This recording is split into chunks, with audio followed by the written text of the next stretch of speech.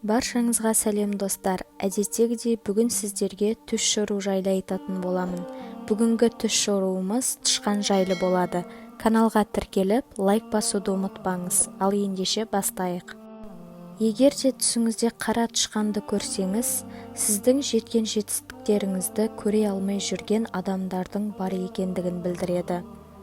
Түсіңізде қара тышқанды көрсеңіз, қиыншылықтарды білдіреді. Сондай-ақ сіздің алға дамуыңызға кедергілер бар екендігін білдіреді. Ол кедергілер сиқыр, қызғаныш немесе байлық болуы мүмкін.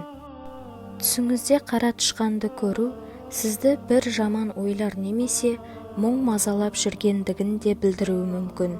Сондай-ақ түсіңізде қара тышқанды өлтіріп жатқаныңызды көрсеңіз, сіздің басыңыздағы қайғыдан арылатындығыңызды білдіреді. Ал егер ақ тышқан көрсеңіз, сізді кішігірім қаржылай қиындықтар күтіп тұрғандығын білдіреді, бірақ сіз сол кедергілерді жеңетіндігіңізді білдіреді. Егер түсіңізде сары тышқанды көрсеңіз, сіздің немесе жақын туысыңыздың денсаулығының сыр бергендігін білдіреді. Сондай-ақ тышқандардың әртүрлі түсте болуы маңызды бір уақытты білдіруі мүмкін. Қара тышқан түнді, ақ тышқан күндізгі уақытты, сары тышқан түскі уақытты, ал қызыл кешкі уақытты білдіруі мүмкін. Және түсіңізде сары тышқанды көру шындықты көре алмайтындығыңызды білдіреді. Ал қызыл тышқанды көрсеңіз, бір жасаған қателікті қайталап жасай беретіндігіңізді білдіреді.